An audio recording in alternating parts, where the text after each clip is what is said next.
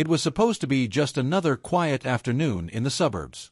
My daughter had gone out for a short walk, just a few blocks down the street. Sunny day, light breeze, one of those peaceful moments you never think twice about.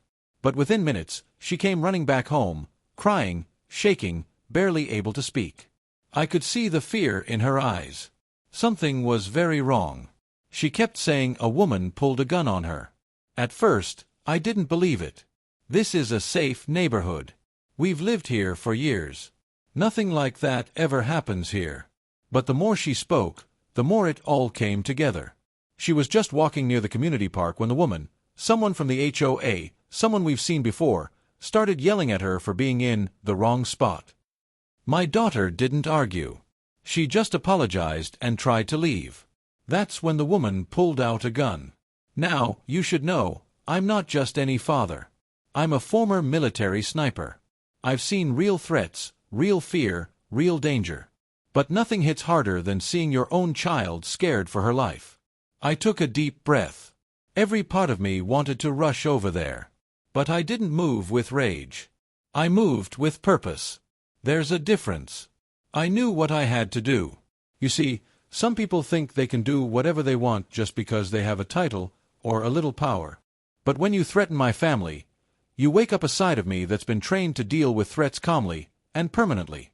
What happened next is something she never saw coming. I wasn't always a suburban dad. Years ago, I served as a sniper in the military. That life feels like a world away now. I traded combat boots for lawn care and morning coffee. I thought those days of high alert were behind me. These days, my biggest concern is making sure the trash goes out on time and helping my daughter with her math homework. She's 12. Smart, kind, and a little shy. She loves to walk our dog after school. It's her way of clearing her head, getting a little time to herself. I've always felt proud knowing she's growing up in a peaceful neighborhood. At least, that's what I used to think. We live in a community run by an HOA. You probably know the type. Always sending emails about trash bins, grass height, or which shade of beige your house should be. Most of them are harmless, just people who take their jobs a little too seriously. But there's one woman, let's just call her Karen, who's different. Controlling. Loud. Always watching. She's the kind of person who thinks the sidewalk belongs to her. We've had small issues with her before. Glares. Passive-aggressive comments. The kind of stuff you just brush off. But pulling a gun on a child, that's a whole different level. When my daughter came home crying, shaking, I knew exactly who it was before she even said the name. I've been keeping an eye on that woman for a while. Something about her always seemed off, like she was just waiting for an excuse to snap. I never wanted to be in this kind of situation again. But when you've faced real danger, you learn how to stay sharp, even in civilian life. And that day, everything I'd learned came back in an instant. It started like any other day. My daughter had just come back from school, grabbed the leash, and took our dog out for his usual walk. The sun was still out, the streets were quiet, and nothing felt out of the ordinary. She was walking past the community park, the same park she's passed 100 times, when it happened. Out of nowhere, Karen stormed out of her front yard. She was shouting something about trespassing and loitering. My daughter tried to explain she was just walking the dog. She even stepped off the sidewalk, trying to avoid any conflict. But Karen wasn't listening. She just kept yelling, getting louder, more aggressive. And then she reached into her waistband. My daughter froze. She didn't even recognize what was happening at first. She thought maybe Karen was pulling out a phone or something. But no, it was a gun. A small black pistol. Pointed, not up, not to the side, but directly at my child. She dropped the leash and ran. No one else saw it. No one was around. Just a quiet street and a madwoman with a weapon. My daughter didn't stop running until she made it home. She slammed the door, locked it, and collapsed on the floor, sobbing. I knelt beside her, trying to calm her down, but my mind was already racing. I couldn't believe it. A grown woman pulled a gun on a child. For what? Walking a dog too close to her grass? That's not a mistake. That's not a misunderstanding. That's a threat. A dangerous one. I asked my daughter one question. Are you sure it was a real gun? She nodded. No hesitation.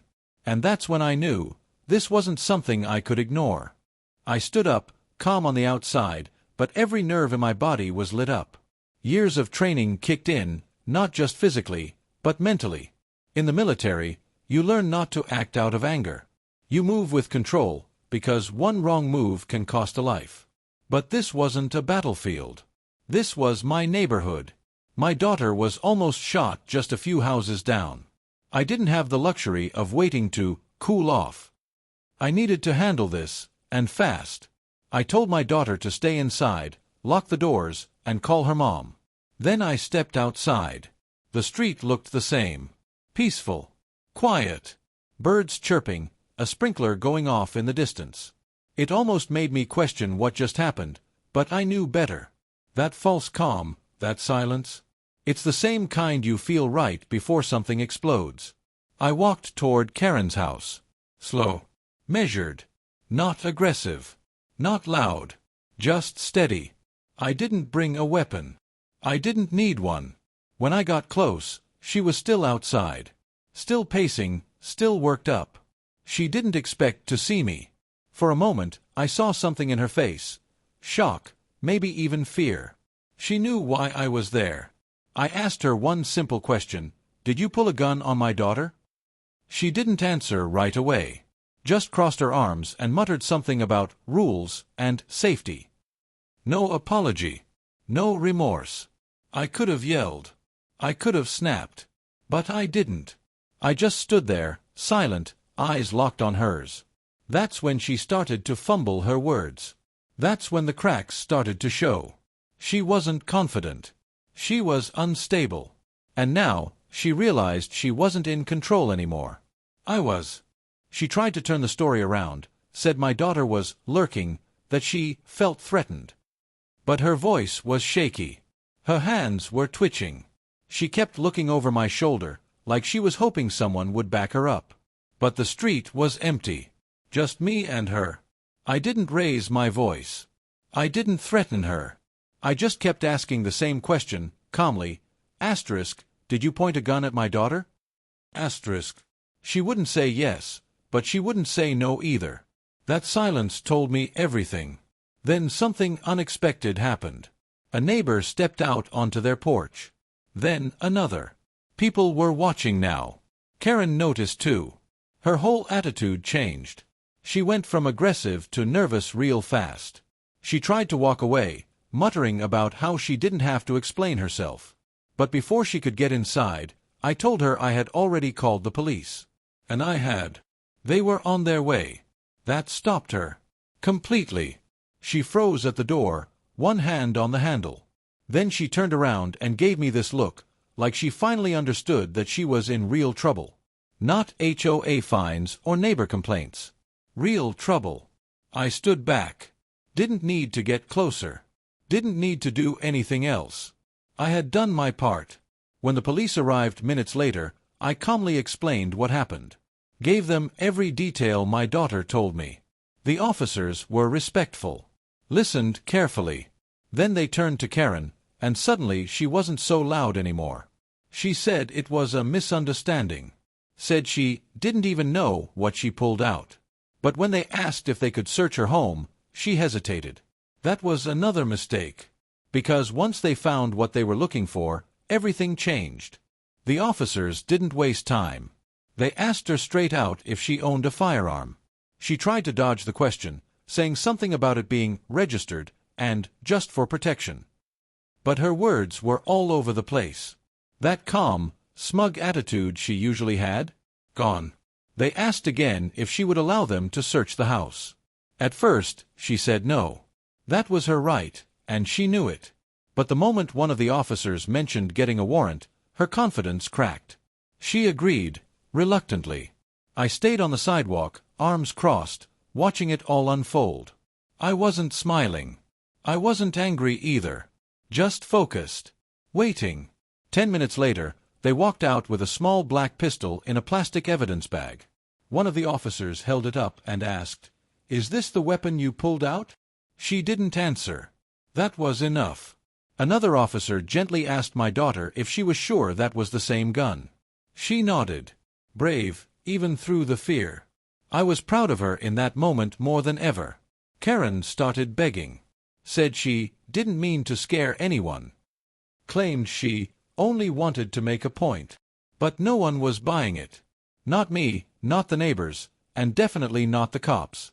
They cuffed her right there on her own lawn. The quiet gasps from the neighbors. The whispers. Everyone finally saw the side of her we'd dealt with for years. But this time, it wasn't just attitude. It was criminal. They charged her with brandishing a firearm and endangering a minor. Serious stuff. And when they took her away, she didn't say a word. Not a single one. Justice had finally started to move. And it was only the beginning. Word spread fast. By the next morning, nearly everyone in the neighborhood knew what had happened. Some were shocked. Others weren't surprised at all. Turns out, Karen had a long history of complaints. Yelling at kids, threatening dog walkers, calling the cops over lawn chairs.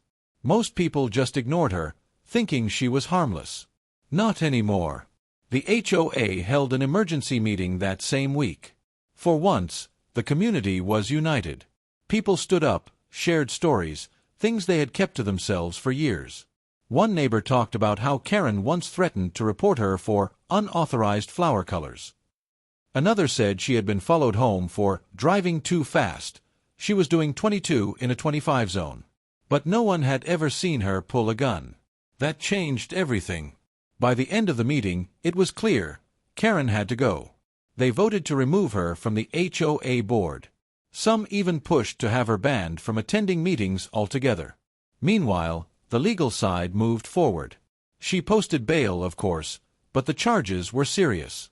Her lawyer tried to spin the story, saying she felt unsafe, that she was defending her property. But there was no proof my daughter ever did anything wrong. No threats. No trespassing. Just a scared little girl walking her dog. I kept my distance. I wasn't interested in revenge or dragging things out. I had only one goal: make sure she never put anyone else in danger again. And the system, for once, seemed to agree. Karen's world had flipped. No more control. No more fear tactics. No more hiding behind fake authority. And while things didn't go back to normal right away, something in the air shifted. People walked a little freer. Kids laughed louder. And Karen's house stayed quiet.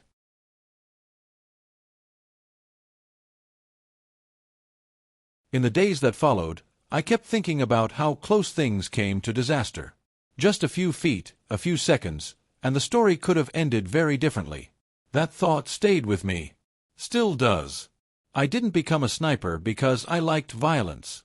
I trained for years to protect, to watch, to act only when there's no other option. It's not about pulling a trigger, it's about knowing when not to. That control, that discipline, it doesn't leave you. Even in a quiet neighborhood with trimmed hedges and block parties, it stays in the back of your mind. That day, I used everything the military taught me. Not to hurt someone, but to protect someone I love. I stayed calm. I didn't shout. I didn't act out of emotion, even though I was boiling inside. I stayed focused, because my daughter needed me to. Some people think being strong means being loud or scary. But real strength is staying steady when the ground shakes. Real strength is choosing the right action, not the easiest one. Karen thought she could intimidate a child. She thought a weapon made her powerful. But when the police showed up, when the community turned their backs on her, she found out what real power looks like. It's not fear. It's truth. It's calm. It's justice. My daughter still asks if Karen's coming back. I tell her no. I tell her she's safe. And I mean it. Because now she knows something she didn't before, that her dad will always protect her. Not with threats. Not with fists. But with a steady mind, a sharp eye, and a whole lot of quiet strength. And if anything like that ever happens again, I'll be ready. They say you never really stop being a soldier, you just change battlefields. I used to think that was a dramatic saying, something people told themselves to feel tough after they came home. But now I get it. That day, the enemy wasn't someone in uniform on foreign soil. It was a woman with too much pride and too little judgment, living just down the street. And the mission wasn't survival, it was protection. When I tucked my daughter into bed that night, she looked at me differently. Not because she saw me as some hero, but because she finally understood what it means to feel safe. Not just locked doors or quiet streets, but knowing someone's always watching out for you. Always ready if things go wrong. She's still a little nervous walking alone. That's okay. We walk together now, and slowly, she's getting that confidence back. Healing doesn't happen in a day. But it does happen. As for Karen, she's facing the consequences. Court dates, charges, and a neighborhood that no longer tolerates her games. She thought being loud made her untouchable. Turns out, justice speaks a lot clearer, even if it speaks quietly. This isn't a story about revenge. It's about response. About doing what's right, even when it's hard. About protecting what matters without becoming the thing you're fighting against. And if you've got someone in your life who depends on you, whether it's your kid, your partner, your neighbor, remember this: you don't have to be a sniper to stand your ground. You just need to be calm, clear, and willing to act when it counts. Because when the time comes, the most powerful thing you can be is ready.